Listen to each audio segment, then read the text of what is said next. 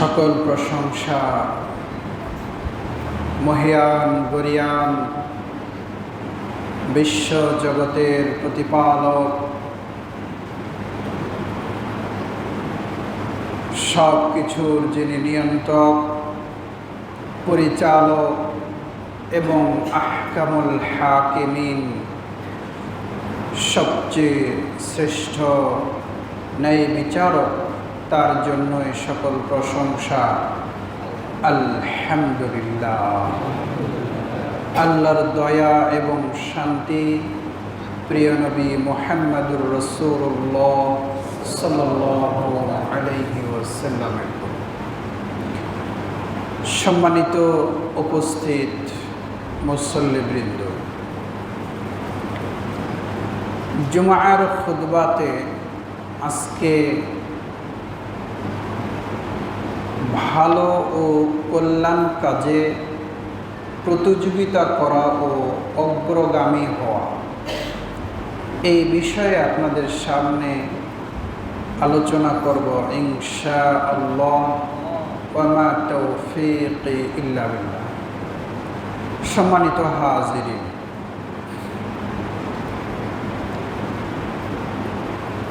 পৃথিবীতে আমরা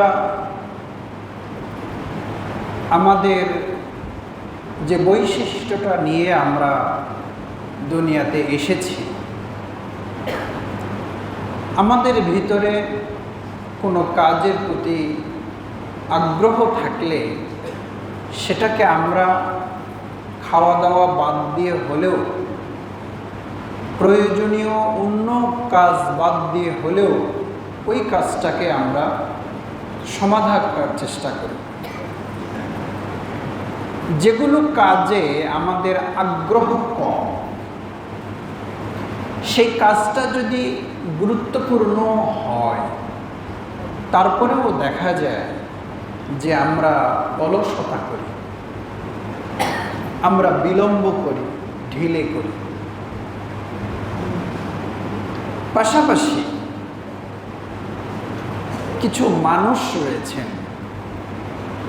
যারা কর্তব্য এবং ভালো দেখে অগ্রগামী হন। কোন ছাত্রটা জানে না যে পড়াশোনায় মনোযোগী হতে হবে, অযথা সময় নষ্ট করা যাবে না, পড়াশোনাতে ব্যস্ত থাকতে হবে, এটা জানে নাকি? কিন্তু পড়ার টেবিলে বসে থাকতে পারে কতজন? এটা হলো বিষয়। চিন্তা এবং মনের মাঝে, কর্মের মাঝে সমন্বয় ঘটাতে হবে।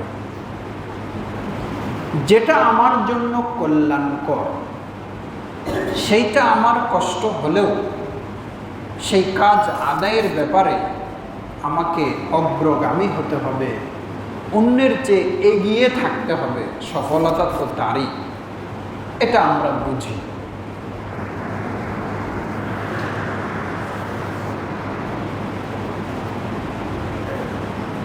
মানুষ, আমরা যারা ঈমান এনেছি, আমাদের যে বিষয়গুলোর উপর ঈমান আনতে হয়েছে, এর ভিতরে একটা কি? ওয়া ইয়াউমিল আখির, আখিরাত দিবসের উপরে, পরকালীন জীবনের উপরে বিশ্বাস রাখতে হয়। রাখলে মুমিন হওয়া যায়।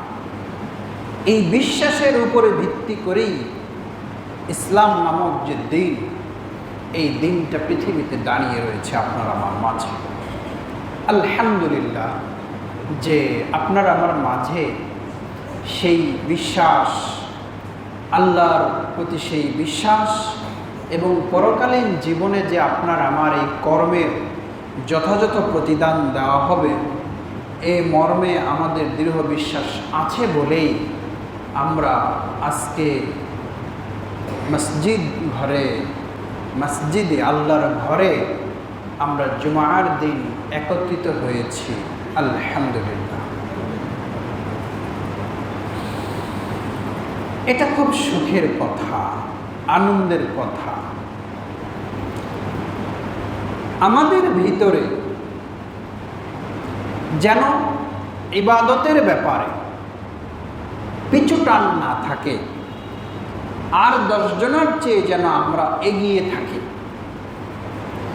এটা আল্লাহ চেয়েছেন এবং রাসূলুল্লাহ সাল্লাল্লাহু আলাইহি ওয়াসাল্লাম এটা তার উম্মতকে পরামর্শ দিয়েছেন।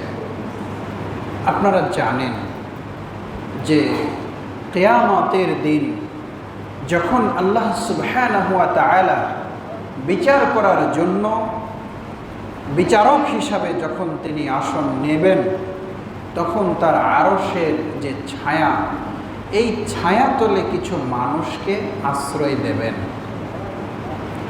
তো সেখানে কি সবাইকেই তিনি আশ্রয় দেবেন? তো আমরা যদি মনে করি যে আমি সেখানে আশ্রয় পাব না, এটা তো ভুল ধারণা। আপনাকে আমাকে সেটা পাওয়ার জন্য প্রতিযোগিতা করতে হবে, চেষ্টা করতে হবে। আল্লাহ বলেন ফাস্তাবিকুল খায়রাত, নেকির কাজে, ভালো কাজে তোমরা প্রতিযোগিতা করে এগিয়ে যাও। নেকি এবং ভালো কাজে প্রতিযোগিতা করে এগিয়ে যাও। আল্লাহ আরো বলেন ওয়াসারিউ ইলা মাগফিরাতিম মির রাব্বিকুম, তোমার রব, তোমার প্রতিপালক তোমার জন্য ক্ষমা নিয়ে রেডি হয়ে বসে আছেন। তুমি শুধু কি করবে? সারিও, তুমি একটা দৌড় দেবে। কোন দিকে? ইলা রাব্বিকুম, তোমার রবের দিকে তুমি দৌড়াও। তোমার প্রতিপালক তোমার জন্য ক্ষমা নিয়ে অপেক্ষায় আছে। আলহামদুলিল্লাহ। পৃথিবীতে আমি আপনি বলে কথা নেই, মানুষ হিসাবে ছোট পাপ, বড় পাপ, প্রকাশ্য পাপ, গোপন পাপ নাই, এটা বলতে কে পারবে বলেন?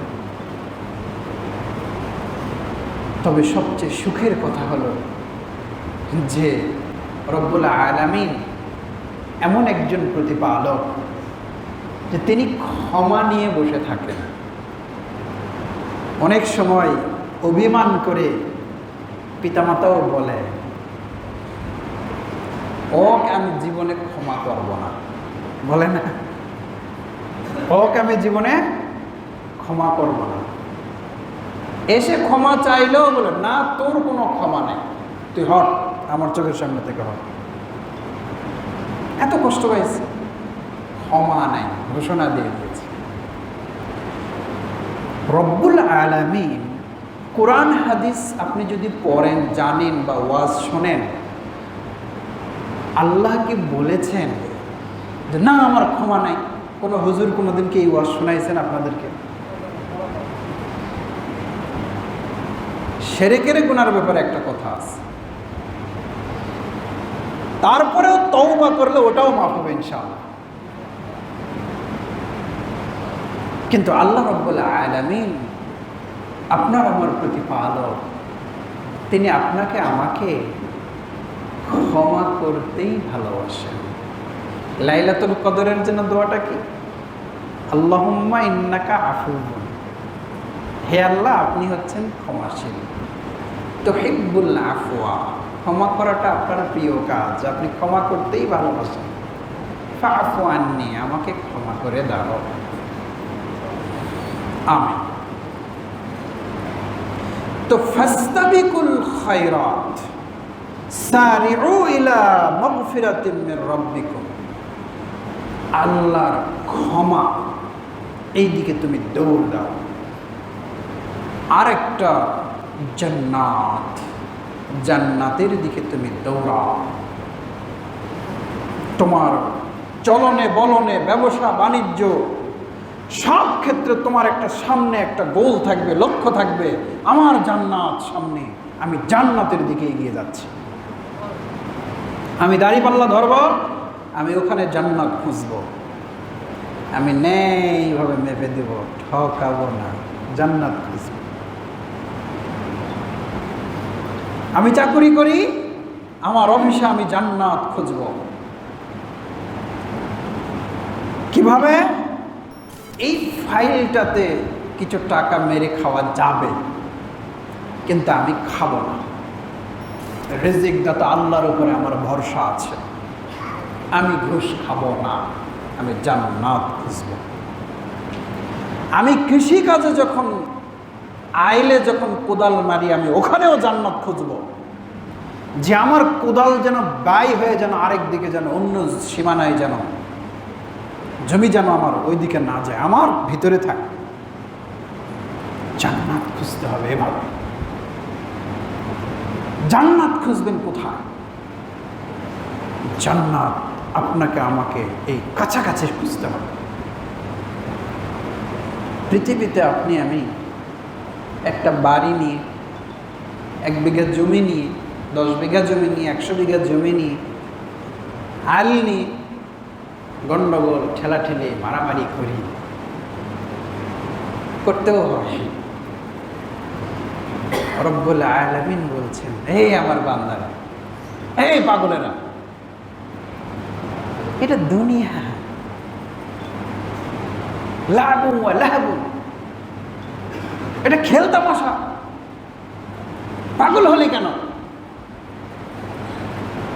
দুনিয়াতে মুমিনের পাগল হওয়ার জায়গা না, ব্যালেন্স ঠিক রেখে চলার জায়গা। মুমিন কেন দুনিয়াতে পাগল হবে? তো পাগল হবে তো মুমিন কেন হয়েছে? পড়াশোনা করবে না তো তুমি ছাত্র কেন বলো? পড়াশোনা করবে না তো তুমি ছাত্র কেন? তুমি বাদ দাও পড়াশোনা, কথাটা এরকম। মুমিন কেন দুনিয়াতে পাগলা হয়ে যাবে? জান্নাত, আমি তোমাকে রুহের জগতে সৃষ্টি করেছি। রুহে তুমি ছিলে, এরপরে মায়ের গর্ভে এলে। এই রুহের জগতে তুমি একটা সময়ে ছিলে, নির্দিষ্ট একটা সময়ে তুমি রুহু হিসাবে ছিলে। এরপরে নির্দিষ্ট অল্প সময় তুমি মায়ের গর্ভে ছিলে। আমি যেমন রুহু থেকে তোমাকে টেনে এনে মায়ের গর্ভে ঢুকে দিয়েছি, ওই রুহুর জায়গা থেকে এনে আবার মায়ের গর্ভ থেকে তোমাকে আমি বের করে দুনিয়াতে তোমাকে পাঠিয়ে দেব। দুনিয়াতে তুমি কিছুদিন চলবে, ফিরবে, খেলবে, ইবাদত করবে। আমি তোমাকে টেনে আমার জমিনের ভিতরে তোমাকে আমি ঢুকাবো।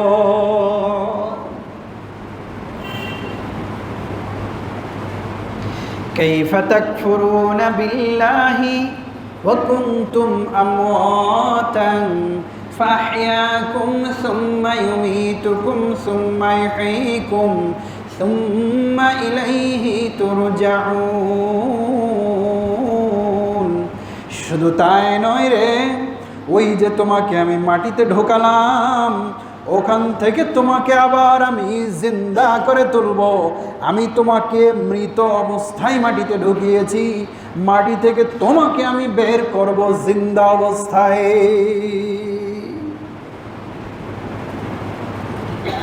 এগুলো তো দেখে বান্দারা, এগুলো তো দেখে। আল্লাহ বলেন, আমরা একটা আল নিয়ে, জমি নিয়ে, বাড়ি নিয়ে ঝামেলা, ঝঞ্ঝাট, মারামারি, খুনোখুনি করি। আল্লাহ বলেন, এ থামো, জান্নাত আমি তোমার জন্য, তোমার মারা যাওয়ার পর থেকে তোমার জন্য আমি এমন এক জান্নাত রেখেছি। তাই একটা অট্টালিকা নয়, ওটা 2টা অট্টালিকা নয়, ওটা 10টা অট্টালিকা নয়, ওটা 5 বিঘা 10 বিঘার জমি নয়, ওটা 100 বিঘা সম্পত্তি নয়। আসমান এবং জমিন যত বড়, তোমার জন্য জান্নাত আমি তত বড় করে রেখে দিয়েছি। এই বিশ্বাস এই কথাটা কে বলেছেন? আল্লাহ বলেছেন। কাকে বলেছেন? হে আপনার আমার মতো এই বোকাগুলাকেই বলেছেন। আমি সবচেয়ে নির্বোধ বেশি।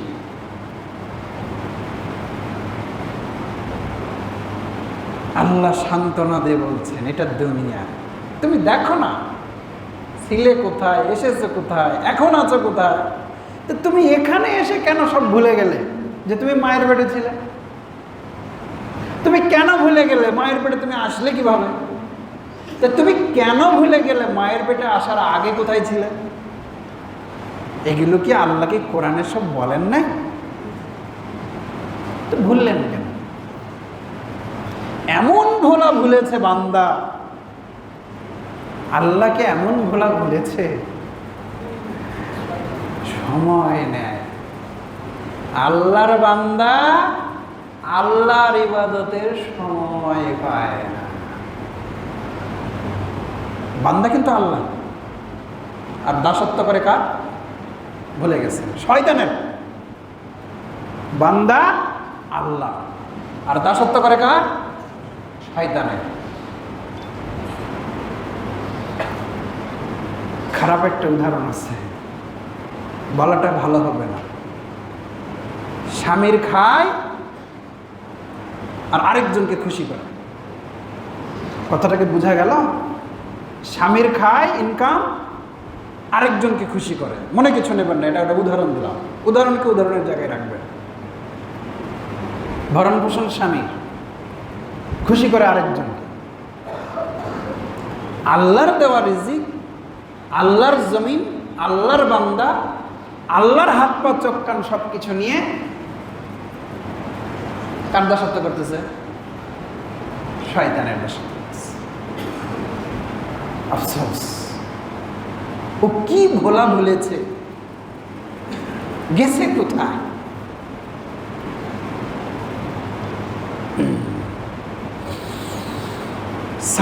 রাসূলুল্লাহ সাল্লাল্লাহু আলাইহি ওয়াসাল্লাম এক সাহাবী বলেন, সাল্লাইতুন নবী ওয়ারা'আন নবী সাল্লাল্লাহু আলাইহি ওয়াসাল্লাম সালাতাল আসর। একদিন আমি রাসূলের পিছনে আসরের সালাত আদায় করলাম। সালাম ফেরা মাত্র রাসূল দাঁড়িয়ে গেলেন। দাঁড়িয়ে সাহাবীদের ফাঁকা করে দ্রুত গতিতে উনি একবার সাঁ করে চলে গেলেন। সালাম ফিরে তো দোয়া তাসবিহ অনেক কিছু তো আছে, হ্যাঁ? তো কি যেন ভয়, কি যেন আতঙ্ক, যে তিনি সাহাবীদেরকে একদম ফাঁকা করে ঘাড়ের উপর একদম চলে গেলেন। তো সাহাবীগণ ভয় পেয়ে গেছে, হায় রাসূলের বুঝি কি জীব হয়েছে। রাসূলুল্লাহ সাল্লাল্লাহু আলাইহি ওয়াসাল্লামকে তারা খুব বেশি ভালোবাসতেন, আমরাও ভালোবাসি আলহামদুলিল্লাহ। রাসূলের সুন্নতকে, আমরা তো রাসূলকে দেখিনি, কিন্তু আলেম ওলামা যে হাদিসগুলো বলেন সেগুলো আমরা কি করি? বিশ্বাস করি এবং মানি কিনা? এটাই তো রাসূলকে ভালোবাসা। আমাদের দেশে কিছু রসুল প্রেমিক, আশেকে রসুল, আশেক শব্দটা হলো আরবি, আশেকে রসুল মানে রসুলের প্রেমিক। ওর চেহারা সুরত দেখলে মনে হবে ও শয়তান, ওর ভিতরে কোনো ইমানের লেবাসে, পোশাকে, দাড়িতে কোনোটা আপনি ইসলাম পাবেন না। নাম দিয়েছে কি? আশেকে রসুল।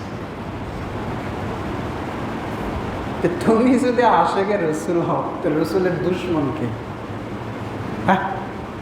তোমার ভিতরে রসুলের প্রেম নাই, ভালোবাসা নাই, নবীর সুন্নত নাই, নামাজ রোজা নাই, তো তুমি যদি রসুলের আশেক হও তাহলে রসুলের দুশ্মনকে।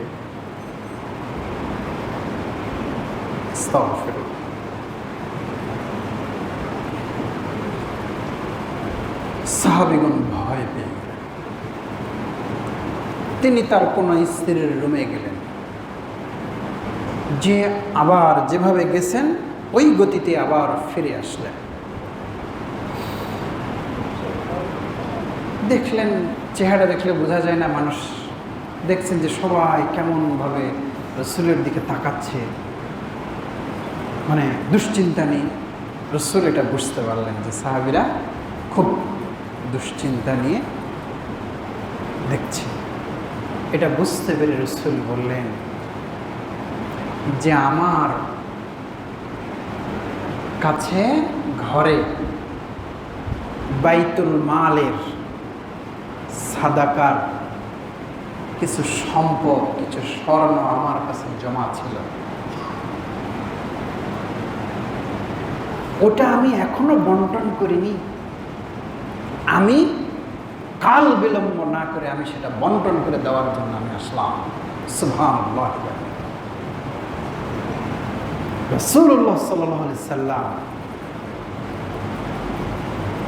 বাইতুল মাল, যাকাতের কিছু স্বর্ণ মুদ্রা, খেজুর টেজুর না, স্বর্ণ মুদ্রা, পৃথিবীর শ্রেষ্ঠ দামি সম্পদ,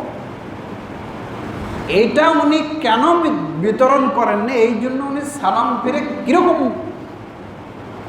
ভাবে গেলেন আর ওটা নিয়ে এসে উনি বন্টন করতেছেন। রাসূলুল্লাহ সাল্লাল্লাহু আলাইহি ওয়াসাল্লাম এই যে তার দায়িত্ব, তিনি আল্লাহকে বিশ্বাস করে এটা বন্টন করে দিতে হবে, তিনি তার কাছে এক মুহূর্ত রাখতে চান। এটাই হলো শিক্ষা, যে আপনার যেটা করণীয় সেইটাতে আর বিলম্ব করা যাবে না। এজন্য দেখবেন কিছু লোক সমাজে, আচ্ছা এটা একটু পরে, রাসূলুল্লাহ সাল্লাল্লাহু আলাইহি সাল্লাম তাহলে কিভাবে এই যে আয়াত সারিউ ইলা মাগফিরাতিন মির রাব্বিকুম ওয়া জান্নাতিন, দৌড়াও, এটাই হলো গতি, সাহাবীদেরকে দেখিয়ে দিলেন যে এই দেখো, এভাবে ইসলামের প্রতি, দ্বীনের প্রতি তোমার দায়িত্ববোধ থাকতে হবে। আনাস রাদিয়াল্লাহু আনহু বলেন, এই রাসূল যাদেরকে ঈমানের শিক্ষা এমন করে দিয়েছেন, যাদেরকে ইসলামটাকে এমনভাবে তাদেরকে বুঝিয়ে দিয়েছেন, এমন সোনার মানুষ তৈরি করেছেন, এমন তাকওয়াবান মানুষ তৈরি করেছেন, এমন আল্লাহ প্রেমিক মানুষ তৈরি করেছেন।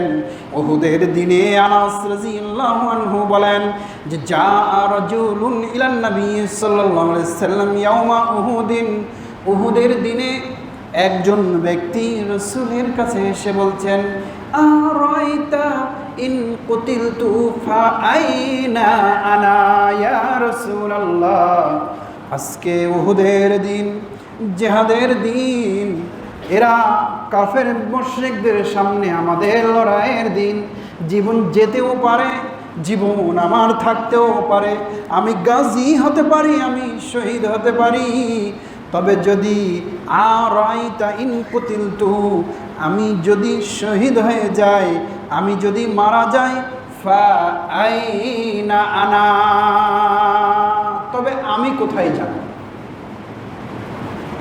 যদি আমি শহীদ হই, হতে তো পারে, রাসূলকে এসে বলছেন, হে রাসূল, জিহাদের ময়দানে যদি আমি শহীদ হয়ে যাই, তা আমি কোথায় যাব? রাসূল বললেন, আনতা ফিল জান্নাত, তুমি জান্নাতে যাবে। রাসূল বলেছেন, তুমি কোথায় যাবে? জান্নাতে যাবে। সাহাবী বলেন, আমি দেখলাম ওর হাতে যেগুলো খেজুর ছিল, এই খেজুরগুলো ছুঁড়ে ফেলে দিয়ে জিহাদের ময়দানে ঝাঁপিয়ে পড়লেন, এমনকি তিনি শহীদ হয়ে গেলেন। সারিউ ইলা মাগফিরাতিন মির রাব্বিকুম ওয়া জান্নাতিন আরদুহাস সামাওয়াতু ওয়াল আরদ, আরে তুমি যাও আল্লাহর দিকে, জান্নাতের দিকে তুমি এগিয়ে যাও।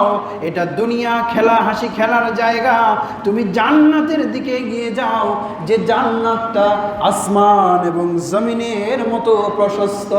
এটা তোমার জন্য, মুত্তাকিদের জন্য এটাকে রেডি করে রাখা হয়েছে।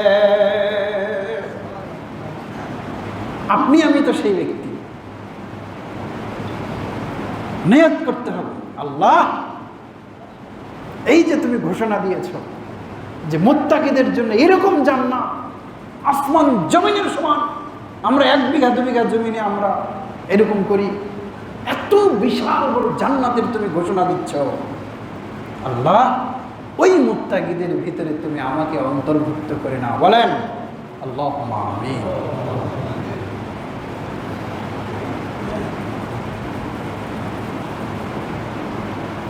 এই দুনিয়াবী জীবনে যে একটু আগে যেটা আমি বললাম যে আল্লাহর বান্দা কিন্তু এমন চক্রান্তে পড়ে গেছে ও শয়তানের দাসত্ব করে। নামাজ পড়ে না, রোজা রাখে না, আল্লাহর হুকুম মানে না, তারপরে শয়তানের দাসত্ব করে।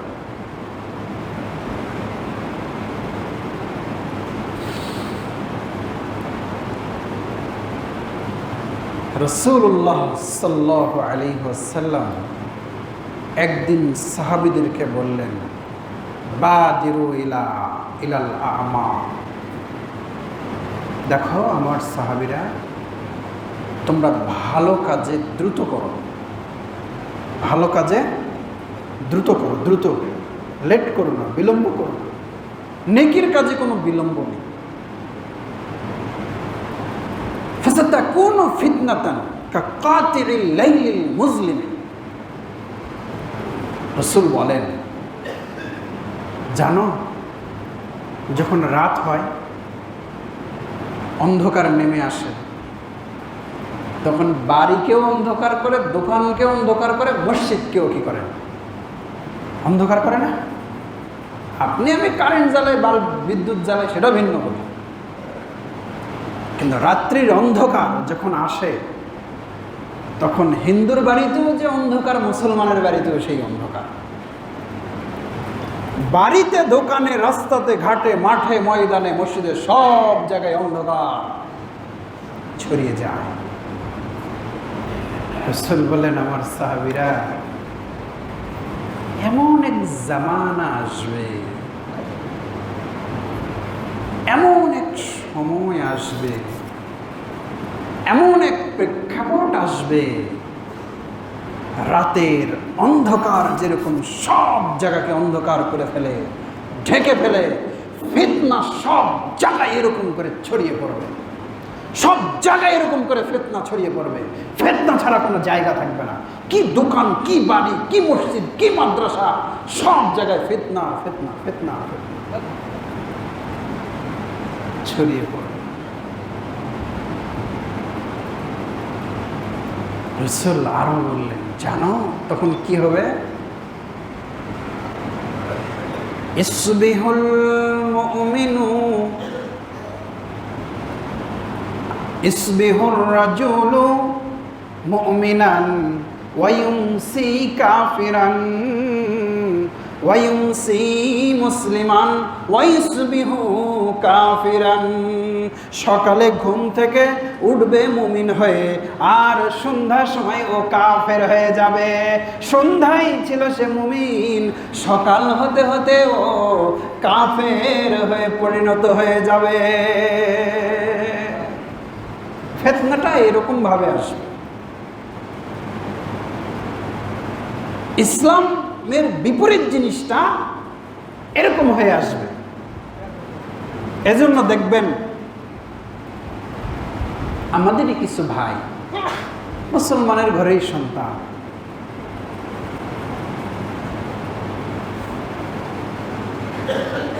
অন্যকে সুদের টাকা নেওয়ার জন্য ফুসলাচ্ছে।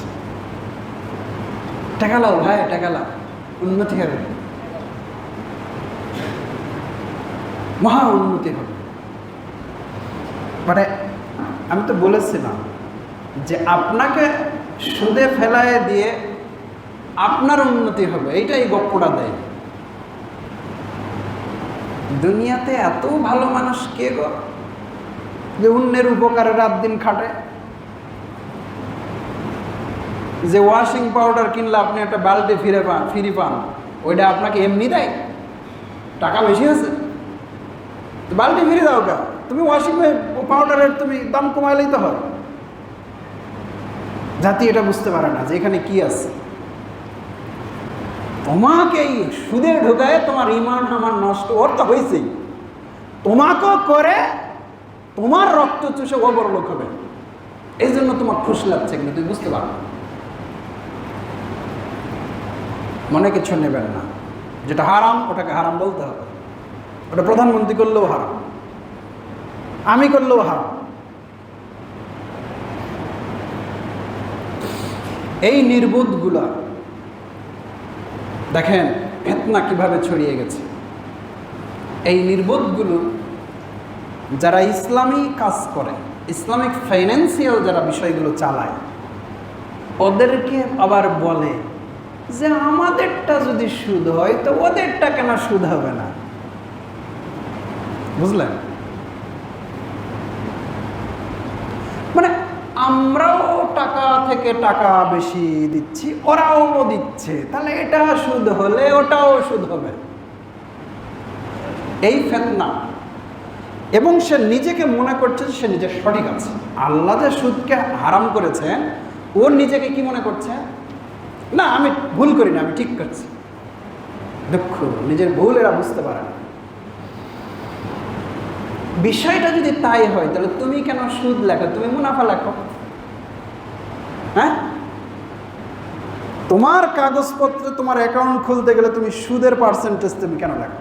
ওখানে সুদ কথা কেন লেখা থাকে? তুমি মুনাফা লেখো দেখে তুমি কত বড় বাপের বেটা আছে। তুমি মুনাফা লিখতে পারবা না, তোমাকে সুদই লিখতে হবে। সুদ আর মুনাফাকে এক করে ফেলছে।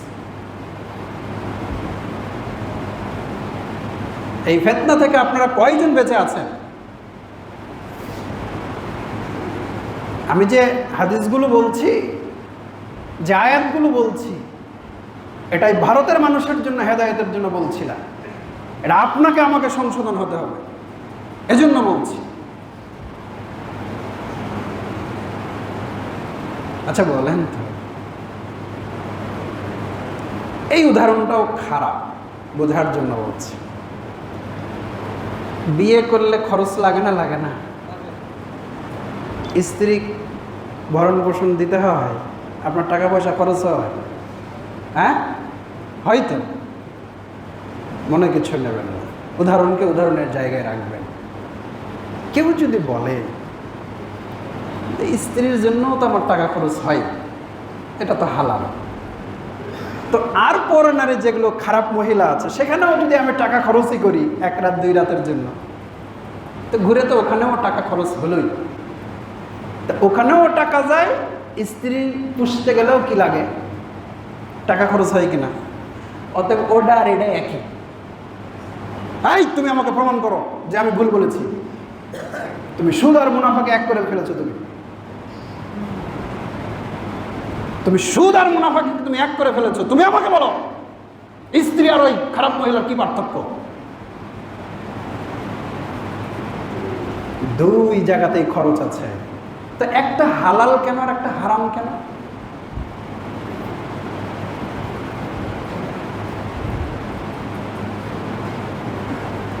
কথাটাকে বোঝা যাচ্ছে আমার? একটা হালাল কেন আর একটা হারাম কেন? খরচ তো দুই জায়গাতেই আছে, স্বাদও তো একই রকম।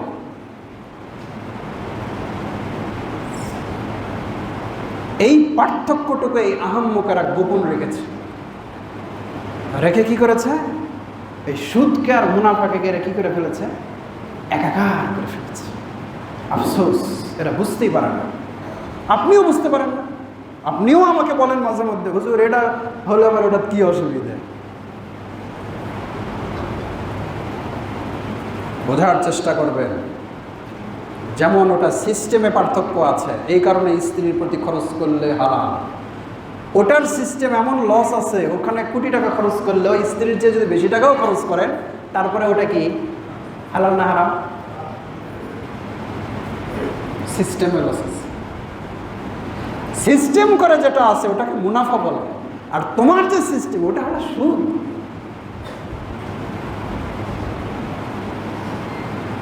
অতএব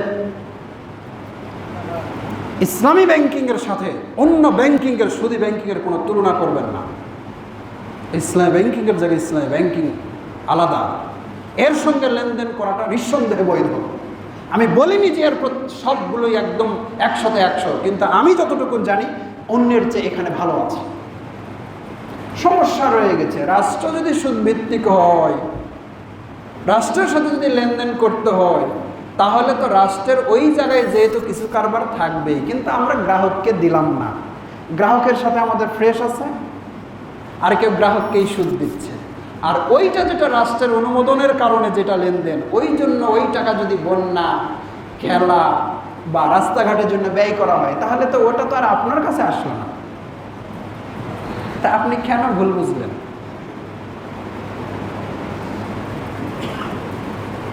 এগুলো হলো ফিতনা। এই যে বললাম না যে ফিতনাটা এমনভাবে ছেয়ে যাবে যে এই ফিতনাটা মসজিদে ঢুকে যাবে, বাড়িতে ঢুকবে, মাঠে ঘাটে ঢুকবে। মানে রাতের অন্ধকার যেরকম ছেয়ে যাবে, ফিতনাটাও তো এরকম কি হয়ে যাবে, সব জায়গায় ছেয়ে যাবে। এজন্য তোমরা কি করো, বাদিরু বিল আমাল, সৎ আমল তাড়াতাড়ি করো, এগিয়ে যাও। সম্মানিত উপস্থিতি, আল্লাহ সুবহানাহু ওয়া তাআলা এই দুনিয়ায় আপনি আমি একজন আল্লাহর ক্ষুদ্র বান্দা, তার দয়ায় বেঁচে আছি। তার রহমত আপনার সব জায়গায় আপনি ছুঁয়ে দেখেন, কোথায় আল্লাহর রহমত নেই। সুতরাং সে আল্লাহর আনুগত্য করি এবং আল্লাহর আনুগত্যে আমরা সারিও, মানে দ্রুত গতিতে ধাবমান হই, দ্রুত গতিতে ধাবমান হই, দ্রুত গতিতে দৌড়াই আল্লাহর পথে যেতে হবে। আপনারা জানেন, গাছে ঝড়ের সময় আম পড়েছে, বাচ্চারা দৌড়ায় না? হ্যাঁ, ও সাইডে আর কি আছে, ওই যেটা চোখে পড়েছে ওইটা ছাড়া সাইডে মহা কিছু থাকলে কিন্তু ওটাই হাত দিবে না, ওই সোজা ওটাই দৌড়াবে। জান্নাত হলো আপনার এরকম টার্গেট। ডানে বামে কি আছে দেখার বিষয় নয়, আপনার টার্গেট ওখানে। এভাবে আপনাকে আমাকে আল্লাহর পথে এগোতে হবে। আল্লাহ আপনাকে আমাকে তৌফিক দান করুন। আল্লাহুম্মা আমিন।